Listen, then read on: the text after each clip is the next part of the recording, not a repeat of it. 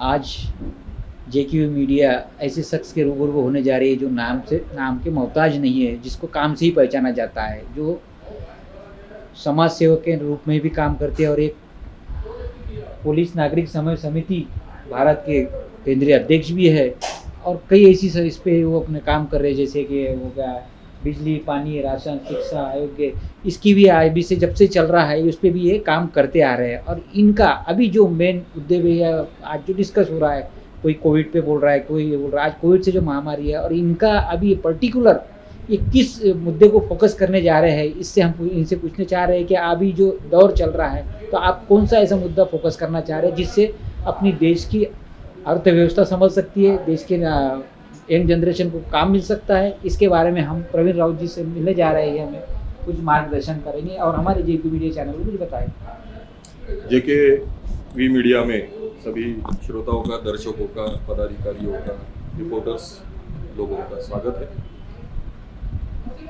आज कोविड महामारी के निमित्त से संपूर्ण देश की क्या रियलिटी है, क्या सत्यता है, ये चित्र देश के सामने आया है, सारे विश्व के सामने आया है। राजनीतिक क्या चित्र है, सामाजिक क्या चित्र है, आर्थिक क्या चित्र है। -27 GDP, oh my God, that's the history in the world. हमने सुना है कि 100, 200, 500, 1000, 2000 साल में ये देश के सम्राट जब राज्य करते थे, अशोक जैसे, तब 32 का GDP प्लस था। आज हम वो दौर में हैं, प्रगत दौर में, जहां एक सेकंड नहीं होता तो वर्ल्ड में क्या चल रहा है, लंदन में क्या चल रहा है, वॉशिंगटन में क्या चल रहा है, वो सारी मालूमात, सारा नॉलेज, सारा माहिती हमको तुरंत जगह पे प्राप्त हो जाती है। ऐसे युग में हमारी क्या अवस्था है, कैसी दयनीय और विकट अवस्था है, ये हम महसूस कर रहे, आम आदमी भी महसूस कर रहा है। ऐसे परिस्थिति में सर्वसामान्य परिवार जो है उसको आधार देने वाला विषय जो है वो शिक्षा, और शिक्षा के लिए सभी पालक वर्ग जो है वो बहुत सीरियस, संपूर्ण परिवार जो है बहुत जागरूक रहता है अपने पाल्य के बारे में। सबको ऐसा लगता है कि हमारा पाल्य अच्छे स्कूल में सीखे, अच्छी तामील हासिल करे, उच्च शिक्षित बने, अच्छे पद पर कार्यरत रहे अंतर्राष्ट्रीय स्तर पर। लेकिन अभी कोविड ने सारा एजुकेशन की रियलिटी, सत्यता जो है वो पर्दाफाश कर दी है। आप देखिए, ये देश में बहुत सारे ऋषि मुनि हो गए, साधु संत, पीर फकीर हो गए, जड़ी बूटी से लेके तो भौगोलिक शास्त्र के शास्त्रज्ञ हो गए, और ऐसे देश में कोविड जैसे एक छटाक भर मामूली सी सर्दी, खांसी और जीवाणु के लिए आज पूरा देश परेशान है। क्या ये दहशत का माहौल बनाना एक षड्यंत्र था, या षड्यंत्र है, या किसी राजनीतिक उद्देश्य के लिए ये कोरोना का प्रचार प्रसार और उपयोग, फायदा लिया जा रहा है, ये भी एक प्रश्न है। लेकिन हम बिजली, पानी, आरोग्य, शिक्षा, बिजली, पानी, आरोग्य, शिक्षा, ये नहीं है भिक्षा, पूरा करो सरकार, अन्यथा जनता देगी आपको शिक्षा। तो सर्वसामान्य नागरिक के मूलभूत अधिकार है अन्न, वस्त्र, निवारा, आरोग्य और शिक्षा। बिजली और पानी नया अमेंडमेंट आया है, तो बिजली के माध्यम से उसको प्रताड़ना की जा रही है।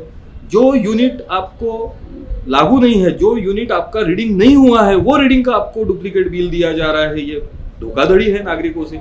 पानी की भी वही अवस्था है। सारे धर्म बोलते हैं कि पानी जैसा धर्म नहीं दूजा। पानी अगर हम किसी को पिलाते हैं तो वो पहला प्रथम धार्मिक कार्य या कर्तव्य बताया गया है। लेकिन पूरे देश में, ये नागपुर अंतरराष्ट्रीय शहर है, 0 माइल है, यहाँ सबसे ज्यादा रेट में पानी बेचा जा रहा है साहब। एकदम सही बोल रहे हैं। तो पानी बेचना हमारा धर्म है, और वो भी सबसे ज्यादा रेट में। अच्छा, हमारे यहाँ के नागपुर महानगर पालिका ये ऐसी पालिका है, यहाँ के केंद्रीय मंत्री है ऐतिहासिक, यहाँ के माजी मुख्यमंत्री है, मी पुन्हा येणार, तो ऐसे मुख्यमंत्री और ढेर सारे अभी जो राज्य सरकार स्थापन हुई है उसमें बहुत सारे मंत्री भी है, सम्मानित सदस्य है, सक्रिय है, डैशिंग करके नामवंत है। ऐसे अवस्था में अगर समझो शहर में कोविड की अवस्था में सब दहशत में है, क्या होगा क्या नहीं, क्या होगा क्या हो। जिस प्रकार विषैले सांप के दंश से आदमी मरता है, लेकिन आधे से ज्यादा पब्लिक तो नॉन पॉइजनस स्नेक के ही दहशत से डर के मारे मर जाते हैं, ऐसी परिस्थिति अवस्था यहाँ आ गई है। तो ऐसे परिस्थिति में नागपुर की यह ऐतिहासिक नगर पालिका है जिसने पानी में 5% की भाव बढ़ोतरी की है। तो ऐसा हमारा शहर है। तो ऐसे अवस्था में बिजली के लिए एक जन ने खुद को जला लिया, ज्यादा का बिल आया तो, और वो भी गैर कानूनी बिल। जितने की मूर्ति नहीं उतने की पूजा हो रही, घड़ाई से मढ़ाई ज्यादा हो रही है। तो वो घड़ाई से मढ़ाई यानी इंसान को इंसानियत के मानवीय जीवन जीते वक्त उसको आत्महत्या का विचार एक नहीं 100 बार आ रहा है, ऐसी परिस्थिति निर्माण है। ऐसे में बिजली त्रस्त, आदमी त्रस्त, नागरिक त्रस्त, पानी नागरिक त्रस्त, टैक्स नागरिक त्रस्त, आरोग्य सेवा कैसी है। आज किसी को जनरल खांसी सर्दी बुखार की दवा अगर कोई मांगने जाए तो उसको मिलती नहीं, सीधा हॉस्पिटल में जाओ। हॉस्पिटल में गया तो वो कभी कोरोना पॉजिटिव, प्राइवेट में कभी चेक किया, कभी वो कोरोना निगेटिव, ऐसे दहशत से ही वो आधा नागरिक उसका कार्यक्रम समाप्त हो रहा है। ऐसे अवस्था में खुद जिस संविधान के तहत ये देश के सरपंच, ग्राम प्रधान से लेके तो प्रधानमंत्री तक, ये देश के ग्राम पंचायत के चपरासी से लेके तो सुप्रीम कोर्ट के जज तक जो संविधान के तहत चलते हैं, वो संविधान में बोला गया है कि शासन प्रशासन, ये जो न्याय व्यवस्था है, ये संपूर्ण नागरिकों के लिए है। अन्न वस्त्र निवारा आरोग्य शिक्षा बिजली पानी ये मूलभूत अधिकार है। वो अधिकारों की पूर्तता होने के वजह शिक्षा एक ऐसा सक्षम अधिकार और हथियार है जिसके माध्यम से बड़े बड़े महापुरुष जो हुए हैं, इवन भगवान श्री कृष्ण ने भगवत गीता में बोला है कि नहीं ज्ञानेन सदृश्य पवित्रमहि, ज्ञान से पवित्र और ज्येष्ठ और श्रेष्ठ कुछ भी नहीं। भगवान साक्षात भगवान बुद्ध ने बोला है कि बुद्धम शरणम गच्छामि, बुद्धि को शरण जाओ। तो बुद्धि और शिक्षा को सभी धर्म संस्थापकों ने प्रथम मान सम्मान दिया है। लेकिन आज की शिक्षा नीति क्या है? इतने सारे पढ़े लिखे लोग हैं, MBBS है, MD है, सर्जन है, लेकिन छटाक भर एक कोविड की लस नहीं उपलब्ध कर सके। This is the reality of education system. और अभी जो एजुकेशन सिस्टम है उसमें क्या किया जा रहा है? ऑनलाइन एजुकेशन शुरू हो गया।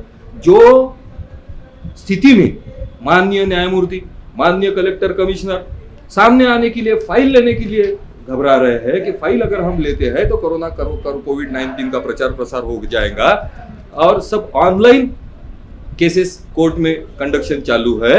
ऐसी अवस्था में बच्चों के ऊपर जबरदस्ती क्यों? संस्थाओं को चलाने के लिए, बच्चों को स्कूल में भेजने के लिए जबरदस्ती की जा रही है। कुछ मंत्री है, कुछ लोक प्रतिनिधि है, कुछ व्यावसायिक है, वो प्रयास कर रहे हैं कि बच्चों को स्कूल चालू की जाए। लेकिन मैं ये बोलता हूं कि बच्चों की मानसिक और शारीरिक अवस्था ना होने के बाद उनके ऊपर ऑनलाइन का जबरदस्ती बर्डन डालना, वो परिवार में मोबाइल की, इंटरनेट के तांत्रिक अवस्था ना होते हुए उनके ऊपर जबरदस्ती प्रेशर करना। फीस, आज बिजली बिल अलग खींचतान, टैक्स अलग, पानी का बिल अलग, खाने की व्यवस्था है नहीं है वो अलग, संपूर्ण रोजगार बंद है। ऐसे अवस्था में हम बच्चों को एजुकेशन के लिए जबरदस्ती करेंगे। एजुकेशन के लिए अगर फीस नहीं भरी, हर संस्था चालक आज फीस के लिए प्रेशराइज कर रहा है प्रत्यक्ष अप्रत्यक्ष रूप से, और सरकार भी क्या उसे साथ दे रही है संस्था चालकों? क्या आज की शिक्षा नीति जो है वो दहशत की शिकार हो गई या संस्था चालकों की शिकार हो गई है? क्या गुलामी की तरफ हम जा रहे हैं? तो ये जबरदस्ती बिल्कुल नहीं होना चाहिए। शिक्षा ये मौलिक अधिकार है और वो प्राप्त करा देना, उपलब्ध करा देना, ये शासन, सरकार, शासन प्रशासन का ये आद्य कर्तव्य है, प्रथम कर्तव्य है। वो कर्तव्य में हाल ही एक उच्च न्यायालय ने आदेश पारित किया था कुछ जनहित याचिकाओं के संदर्भ में। तो उच्च न्यायालय, माननीय उच्च न्यायालय ने ये कहा था कि शिक्षा ये मौलिक अधिकार है, इसको रोका नहीं जा सकता, इसलिए स्कूल चालू रखना जरूरी है, भला ही वो ऑनलाइन क्यों ना हो। तो मैं माननीय न्यायालय, माननीय उच्च न्यायालय, माननीय कनिष्ठ न्यायालय, माननीय सर्वोच्च न्यायालय और सारे न्यायाधीश महोदयों के निदर्शन में लाना चाहता हूँ, ध्यान में ये बात लाना चाहता हूँ कि न्यायमूर्ति महोदय, जहां आप दहशत में हो वहां बच्चों के ऊपर, आपकी उम्र क्या, बच्चों की उम्र क्या, आपका अनुभव क्या, बच्चों की अनुभव क्या। तो ऐसे परिस्थिति में अगर बच्चों के ऊपर अगर ये मानसिक, शारीरिक, आर्थिक रूप से अगर हम बर्डन डालते हैं तो वो घर के पालक को आत्महत्या के सिवा दूसरा पर्याय नहीं। किसानों के बाद अगर समझो, अगर आत्मपीड़ा ज्वलंत अगर होती है और कोई आत्महत्या करता है तो इसके लिए ये हमारी नाकाम शिक्षा नीति और परिवार के ऊपर शिक्षा फीस के लिए, स्कूलों के फीस के लिए, शिक्षा के फीस के लिए जबरदस्ती का ये जो प्रावधान और व्यवधान ये निर्माण कर रहे हैं वो देश के लिए बहुत घातक साबित हो सकता है। इसलिए मैं शासन, सरकार, प्रशासन से, जेकेवी टीवी, जेकेवी मीडिया के माध्यम से और सभी जो भी ये लोग ये इंटरव्यू देख रहे हैं उनको मैं जागरूक करने का प्रयास करूंगा कि भैया तन मन धन से सदा सुखी हो भारत देश हमारा, सभी धर्म और पंथ पक्ष को दिल से रहे प्यारा, विजय हो विजय हो विजय हो भारत देश हमारा। लेकिन भारत देश तभी सुखी समृद्धि हो सकता है जब किसान, जवान मजबूत हो, और उसको मजबूत रखने के लिए सर्वसामान्य नागरिक का भी यह कर्तव्य है कि अगर कहीं अन्याय अत्याचार दिखता है तो हमने आवाज उठाना चाहिए। मैं जेकेवी मीडिया का आभार व्यक्त करूंगा कि जेकेवी मीडिया अपना मीडिया का, जब सारे मीडिया की क्या अवस्था है देख रहे हैं, सब तरफ चाटुकारिता, जैसा किसी ने बोला वैसा ही बोला जा रहा है। जो काम का जो विषय लीपने के न पोतने के काम का सुशांत सिंह जैसा विषय है उसको झलकाया जा रहा है, भड़काया जा रहा है। ये सब षड्यंत्र का एक हिस्सा है। जनता का लक्ष्य मूलभूत समस्याओं से विचलित करने के लिए ये सारा षड्यंत्र, राजनीतिक षड्यंत्र किया जा रहा है, ऐसा मैं मानता हूं। तो न्यायमूर्ति से लेके तो माननीय प्रधानमंत्री, माननीय मुख्यमंत्री जी से मैं निवेदन करना चाहूंगा कि बच्चों की शारीरिक एवं मानसिक अवस्था ना होने के कारण उनको मर्यादित रूप से शिक्षा के लिए जबरदस्ती की जाए।